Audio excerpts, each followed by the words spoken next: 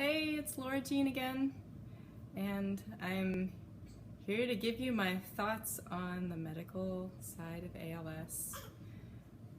I have been filled with a little bit of fear and trepidation to enter into this arena. First off, I'm not either a molecular biologist or a neurologist or a research scientist. My background is tech support and music.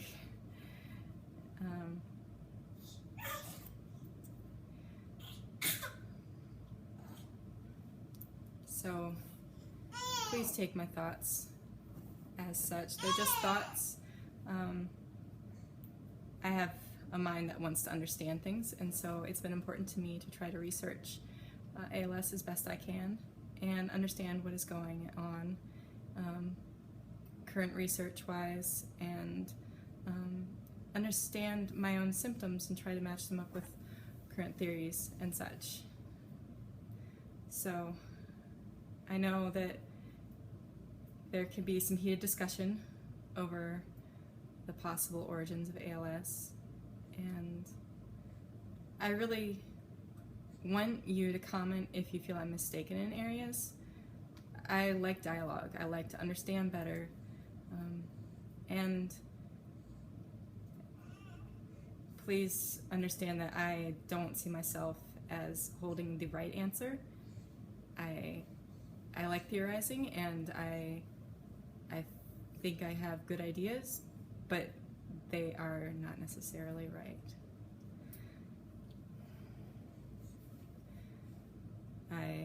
There are a couple verses I've been thinking of in preparation for this. One of them from Isaiah, I am the Lord who comforts you. Who are you, that you are afraid of man who dies, and the Son of Man who is made like grass, and have forgotten the Lord your Maker, who stretched out the heavens and formed the foundations of the earth, and you fear continually all the day. So I'm going to tell you my thoughts, and then also thinking about Elihu's talking to Job's friends before he talks.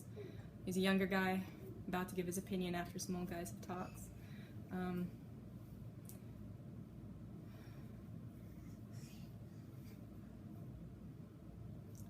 He said, I am young in years, and you are aged. Therefore I was timid and afraid to declare my thoughts to you.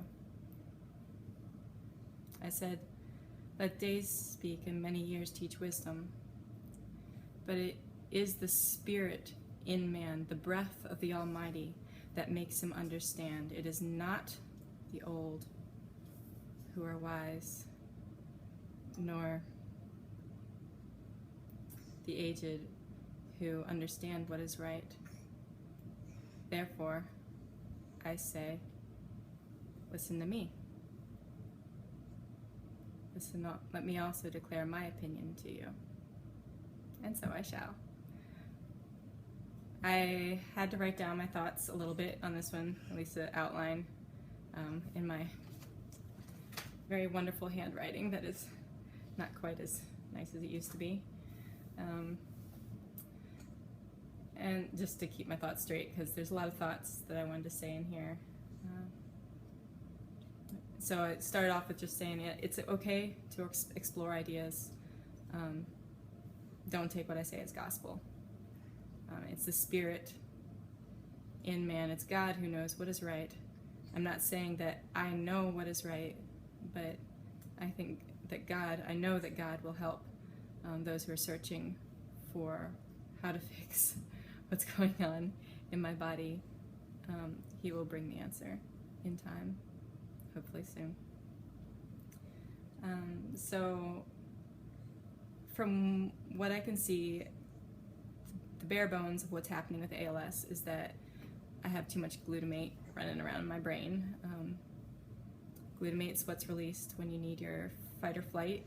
A quick energy release. You need You need it in order to move quickly and, okay, I'm saying this all funny. Anyhow, it helps you in the excited state. It does not help you relax. And that extra glutamate in my brain is causing too much extracellular calcium. It's a building up outside of areas where it should be. And that calcium is causing the death of the neurons in my brain. And outside my brain, I'm guessing. And so from what I can understand, like there are other things having to do with ALS that are dysfunctional, like astrocytes and astrolites, and shoot, I'm not sure which way you say it, in glial cells. Very interesting. I'd love to understand all that more. But from what I go with is just basically the glutamate and the calcium and the neuron death. When I researched ALS and see that ALS really is a collection of symptoms that are found in common among a group of people, we don't know the underlying cause, and so it is a dysfunction defined by its symptoms. So one question I have is, why is ALS not described as a syndrome? Why is it described as a disease?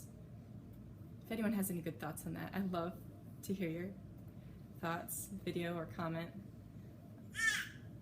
I feel that if it is indeed a syndrome and not a disease, that's an important distinction, because it opens your mind to the thought that there may be multiple causes for these similar symptom sets. There might be more than one thing that is leading to the development of the ALS sequelae, or however you say it, or symptoms. And I think that's important to keep in mind, that it might not just be one factor that leads to it. It could be several different things, and it could be a combination. I also think that it's interesting that people who say that they've healed their ALS are commonly not included, it seems, in some of the forums. There seems to be some dislike of keeping them in the ALS community, and perhaps they're being disruptive, and I understand that. But I think it is important also to look at those who say that they've healed their ALS and see what they're doing, because as we don't understand the disease and we don't understand the cure, if there are people who have developed ALS-like symptoms and have reversed their symptoms, you can't throw them out as immediately as a misdiagnosis. They might in fact be accurate diagnosis of the ALS symptoms, and they have in fact slowed and possibly even reversed the progression. One of the first books I picked up in the library was just on neurology in general, when neurologists talking about different diseases of the brain, and ALS was included. He talked about one case that had resolved. My own neurologist has had one case that seemed to resolve, where the person who had ALS started improving. So I do think that accurately diagnosed ALS could occasionally be improved, and we should pay attention to what those people say. Going into predisposing factors of ALS, in a lot of the research you see, there have been genetic components. It's a genetic variant, and also it seems like there are perhaps genetic flaws and mutations in in people that aren't expressed and then become expressed due to perhaps toxicity in the mitochondria. There was one study, I don't know if it's been released, I believe it's been published by Raja Fayyad. He actually passed away before it was published, and it implicated the use of fluoroquinolones in later neurological issues, including ALS. And so fluoroquinolones are antibiotics, and I have had fluoroquinolone use in my history in 2010. That causes DNA breaks, and it seems like damaged mitochondria change how genes are expressed, and so I wonder if there were some possibly unexpressed genetic flaws in my DNA, as we all have variations in our DNA, flaws, however, what do you ever want to call them, that aren't necessarily expressed, but they can be expressed. So that's just interesting to me.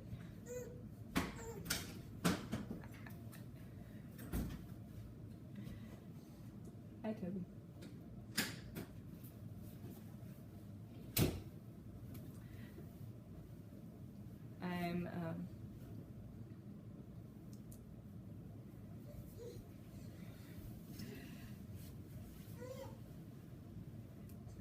For myself, also predisposing factors, I wonder about damaged blood-brain barrier. I know that I've had a number of concussions and trauma to my head, and I believe when you have concussions that there is a weakening of your blood-brain barrier. I could be wrong on that. Feel free to correct me on that. So that's interesting to me. Things that might be able to not normally cross that blood-brain barrier might be able to cross and enter that inner sanctum and change things. I also wonder about depressed immune systems and how they would affect ALS development. I've been fascinated by an area of study called psychoneuroimmunology, which is an awesome long word, but basically saying that things that psychological issues like long-term stress can change your brain and influence your immune system. Again, I might be saying that wrong. But I think that's interesting because I have lived with long-term stress for a long time, and glutamate is involved in the stress response, and so I wonder about how living with long-term stress would rewire my brain over the long term, and how long-term high levels of glutamate would perhaps make me more susceptible to certain issues. I also wonder about the depressed immune system, vitamin deficiency. I know that before I developed my ALS symptoms, I was both pregnant and nursing, and I was not taking my vitamins as I should be, and not being as careful as I should be with my diet. And those things all would have influenced my immune system. And also I was pregnant. Yeah, pregnant influences your immune system. Your immune system backs off so that you don't form antibodies to your own baby. So that's just interesting to me, wondering about predisposing factors.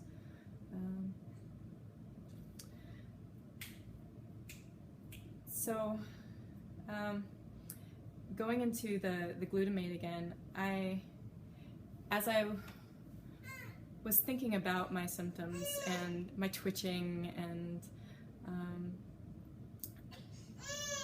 reduced ability to move, after I took the questionnaire from the ALS registry, which is pretty much all focused at various toxins in our environment, I started thinking about that more, and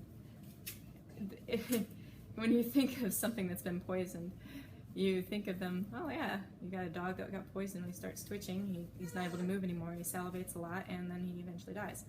I'm like, oh wow, that sounds like ALS. And so, it doesn't mean that that ALS is for sure caused by toxins in the environment, but it is really interesting to research about. From a couple studies I've looked at,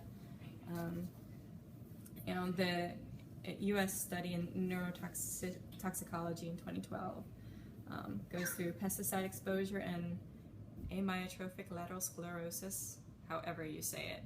Is it AMI or AMI? The abstract says, from there, looking at the summarization of literature, that the meta-analysis suggests that ALS risk is associated with the use of pesticides in general and the use of organochlorines in particular. So, just put that in your brain and think about that. They said more research is needed to verify that, and so I guess that's part of what's going on right now in the research. But going on, knowing I have been living in an area with very high exposure to both herbicides and pesticides. So I naturally was wondering also about the herbicides, what about them? So I was researching that a little bit, and firstly, when I saw, research from other countries, can we trust it? I don't know. But I think it is interesting that most of the research on pesticides and herbicides made in the United States, or a lot of it, is coming from other countries. Why are we not researching it in our own country as much or as focused? And I think we want to be careful because, a lot of them are created in the United States, and we don't want to be pointing fingers where they shouldn't be pointed. But there's a research article from the Hindawi Publishing Corporation, Biomed Research International. Major pesticides are more toxic to human cells than their declared active principles, by Mesnage et al. And they said that they tested the toxicity of 9 pesticides, comparing the active principles in their formulations. And to bring out a particular, these fungicides were the most toxic, followed by herbicides and then insecticides, with very similar profiles on all cell types.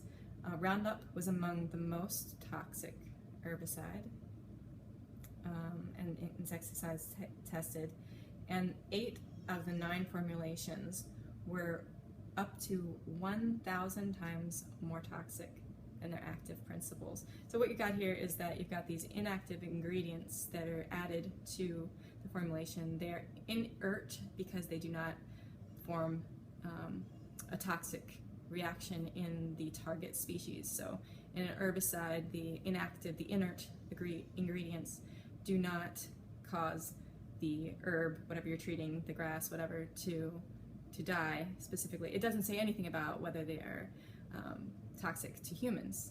And the same thing with pesticides. They're considered inert ingredients because they do not specifically harm what they're intended to kill, whether it be mosquitoes or whatever. They are not saying that they are inert toxicity-wise for humans. And so there's also, when you put those, I think they're called adjuvants, together with pesticides, it changes how toxic they are, pesticides and herbicides. This article says that that their results challenge the relevance of the acceptable daily intake for pesticides because this norm is calculated from the toxicity of the active principles alone. It's not considering how the other ingredients increase their toxicity. Chronic tests on pesticides may not reflect relevant environmental exposures if only one ingredient of these mixtures is tested alone. And that is how our current pesticides and herbicides are tested for toxicity. So when the trucks go down the town where we're living and spray out the chemicals to kill mosquitoes and protect us from getting dangerous viruses like Zika and others, we are being exposed to what has been measured as an acceptable level of exposure, but it's only measured off of the toxicity of the main active ingredient in whatever chemical they're spraying.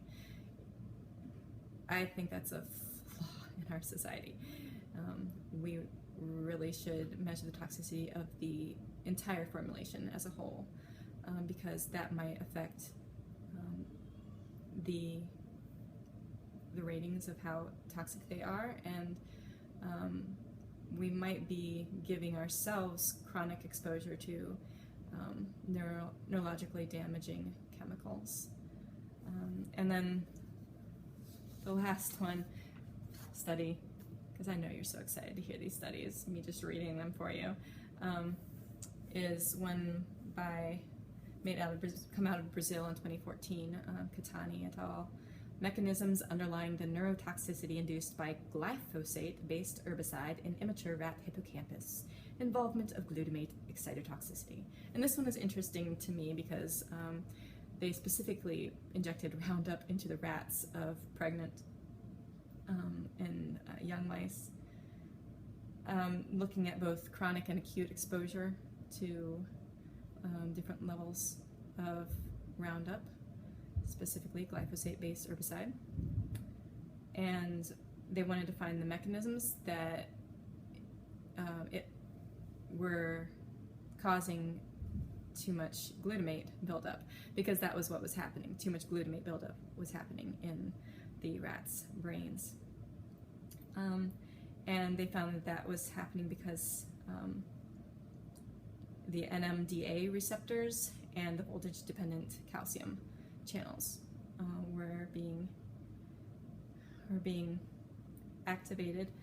And that was interesting to me also because the NMDA receptors,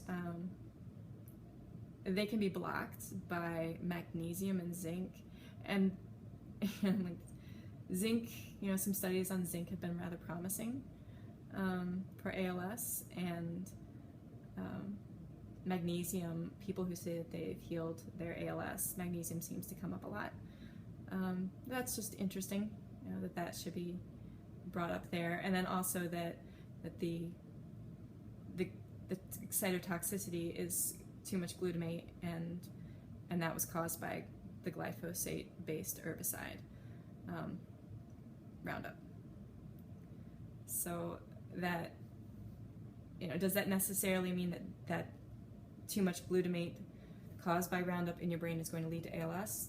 I don't know that, but it is interesting and something I wish there were more research on. But yeah, I don't want to point fingers too much at any one toxicity or toxic exposure. It could be a variety of different toxins in one's environment, but I think perhaps chemical exposure is something that we downplay too much in our society and rely on too much.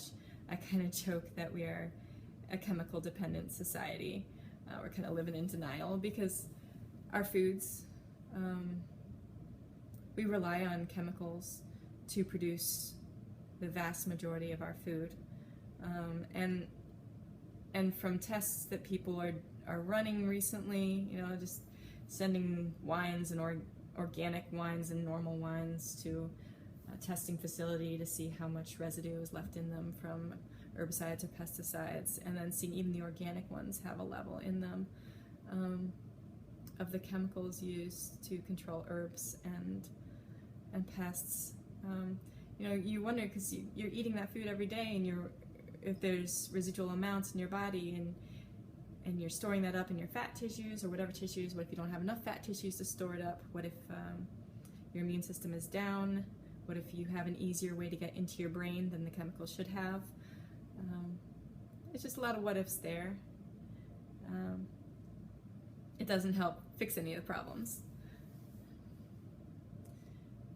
I hope this isn't too boring for you. I could talk on and on about ALS because it's my life right now. But for myself, with my own symptoms, when they come on, I do suspect my exposure to chemicals in my environment, since I have been so close to spraying machinery during times when my body has been weaker and pregnant. I am also going to embark into an area of this talk where I hope not to lose too many friends, but I also consider Lyme disease. When I was diagnosed with ALS, that was one of the things I was tested for, was Lyme. I was tested back in around 2010. I had some fatigue problems, came back negative then. Using the 2-tier testing recommended by the CDC and approved by the FDA. And I was tested again during the ALS diagnosis with my blood, again using the 2-tier system, and negative there. I was tested PCR, I believe, with spinal fluid for Lyme, came back negative there.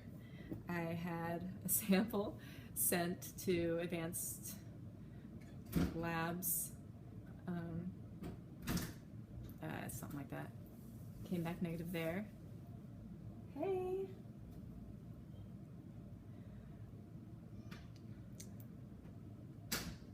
I might have to pause this. Hey, Malcolm. Did you have fun? Yeah. Oliver went underwater. What's that? Just his whole face. Not his whole head, just his face. Awesome. Okay, go to Daddy. Here comes number 2. Daddy. Miss.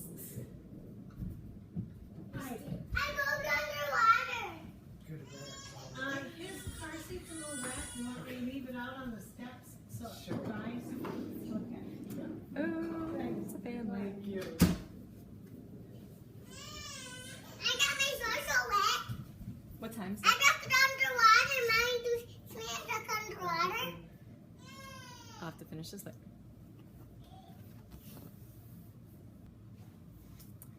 Alright, I was finally able to get back to you. I was in the middle of talking about Lyme disease and how I've tested negative for it a number of times. And with ALS, in the diagnosis process, it's important to rule out other possible diagnoses. And since Lyme disease can give ALS symptoms, I really don't know if you would call it a misdiagnosis if a person has Lyme disease and manifests ALS symptoms, because ALS is just a set of symptoms. If they display the symptoms, then they have it. So it wouldn't be a misdiagnosis in my mind. It would be a diagnosis of ALS from the cause of Lyme disease. And why I'm still considering the possibility of Lyme disease is because if there is a diagnosis that can be treated, I need to try that avenue if it's a reasonable possibility that I do indeed have that, and if it can be treated. And neuroborreliosis, Lyme bacteria on the brain, can be treated if caught early, not if caught late. It's kind of like neurosyphilis, or I think that's how it is, what it's called. They're both formed by a spirochete, a spiral-shaped bacteria that can also exist in other forms. But neurosyphilis happens when you've been infected for 10 to 20 years and you haven't sought any treatment. So that's what I would expect if I did have neuroborreliosis, is that at some point in the past 10 to 20 years I would have been infected. And why would that not show up after taking 4 separate tests, 3 of which were approved by the CDC, and 3 of which are tested by the FDA and approved. The tests that are approved seem to have a very high level of specificity, which means that you get very few false positives. So, very few false positives. So that if you get a positive result on the FDA and CDC approved tests, that means you really, really know that you have Lyme disease. But they have a low sensitivity. The best I could find, statistics-wise, for the specificity of the Lyme tests is under 70%. And anyone into statistics knows that you don't take the outlying numbers as your typical. But let's give them the benefit of the doubt. Let's say that 70%, it has 70% sensitivity. That means that there will be 3 people for every 10 people who will test negative, who will get results that say they do not have Lyme disease. And that's really important in the case of Lyme, because when it's untreated for a while, it can cause many various troubles depending on where the Lyme bacteria goes in your system. So, in my mind, it makes sense to me to treat for Lyme, and if nothing happens, okay, great, fine, rule that out. But if I do have die-off symptoms, if the progression of my ALS halts, or if I get strength back, that would indicate that I did actually have neuroborreliosis. Is it likely? I don't know. When I grew up, when I was young, we didn't have Lyme where I grew up. Now it's endemic for the area where I grew up. I go home, back to Maryland, a number of times. I have gone home a number of times. I spent a lot of time outside there, walked through tall grasses.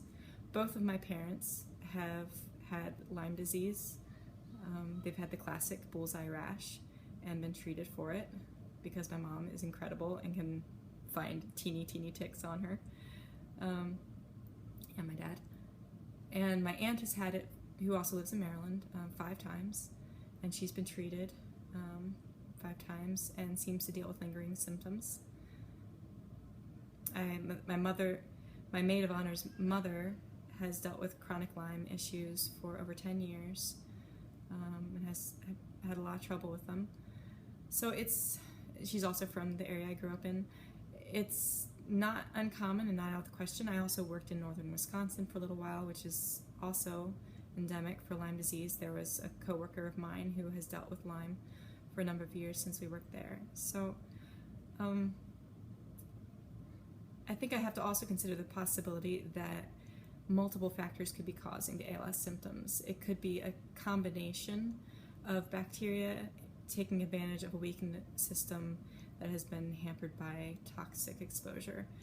Could it be other things too that I haven't even thought of? Yeah, but these are the things that seem most likely to me from my history and my exposures.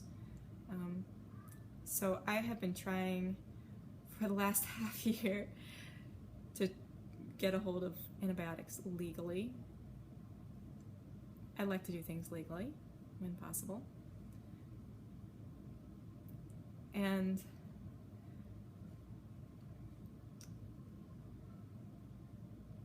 as I've searched for antibiotics and tried to get antibiotics, I have sought further testing because I don't think it's wise to just go out and test for and treat for everything. I think you want to get direction and try to treat specifically. Some of my testing came back positive for several common co-infections for Lyme disease, Mycoplasma pneumoniae and Chlamydia pneumoniae, and a couple other viruses, parvovirus B19 and Candida parapsilosis. which is not a virus. And so I have not tested positive for Lyme, but I'm going to treat that as well. So that is the one that I have not tested positive for and I will be treating for. And how will I be treating for it? I'll be doing it herbally, because as I've researched synthetic antibiotics, I do see that long-term use tends to cause other troubles within a system and a person's body system, and my system is already compromised. I don't know how much I can take, so I would like to start off with something that might be a little more gentle in my system, especially if it is Lyme disease and if the bacteria, the mycoplasma, the chlamydia, or Borrelia, if there is Borrelia, when I have die-off symptoms, I would like to manage them carefully.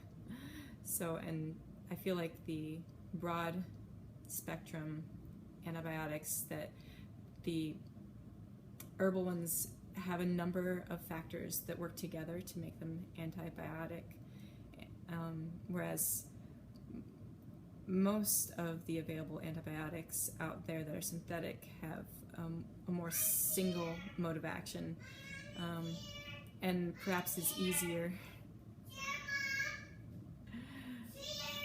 for bacteria to make resistance to, and it doesn't support the body system as much. You're gonna have to do it yourself this time, babe. I know. So, so basically my life right now for the past half year has been dependent on the quality of the test for Lyme, if I do in fact have Lyme disease. It's a serious issue for my family, because untreated Lyme disease is death.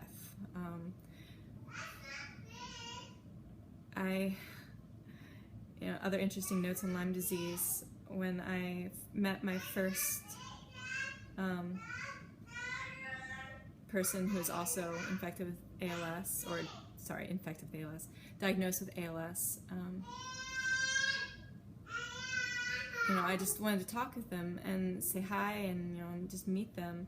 And in the course of the conversation, I did not probe him for any information or anything, but he said that his sister died from Lyme disease. So the very first person I meet with ALS says that, which makes me also think, what if he has a misdiagnosis? Like, how many are there people out there suffering that actually have neuroborreliosis with an ALS diagnosis, but because the lack of sensitivity of the current approved tests are not being treated and are being left to die? That's a serious issue. I would love to know more about the quality of the current tests, and if you believe that these tests are sufficient, I would love to know what research you base that on, and it's nice to try to be as thorough as possible.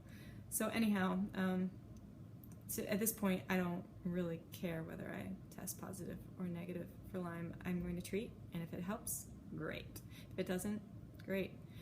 And that's my tech support background, because if I have a computer that's not working, I would go up to it and repair permissions, and it might say it's fine. And what would I do? I'd verify permissions, because I worked with Macintosh computers. And if it came back okay, I might still repair the permissions. Or if I checked the hard drive and it turned out okay, I might still FSCK and check the hard drive and repair it and make sure that it's okay. Just because I would rather be too careful. And this is my life.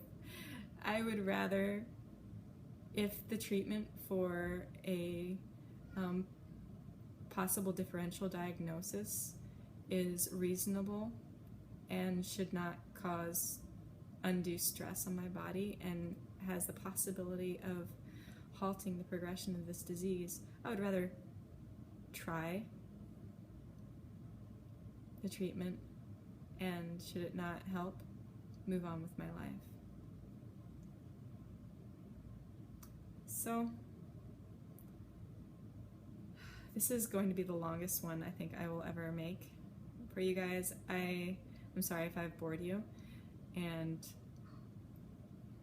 if you're still watching, thank you for watching. I wanted to leave you guys with a little bit of my song. One of my songs. I was a musician. Can't play my instruments anymore, but I have a little bit of recordings, and I thought I'd leave you with a song. You know,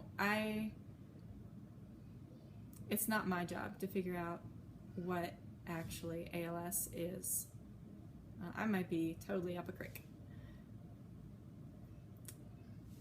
And I have given it my best go to try to understand the disease and what could possibly help me. And as I wait here to know what will happen in my body, as I try herbal antibiotics, and as I get fitted for a wheelchair, I am here with God, and He is with me.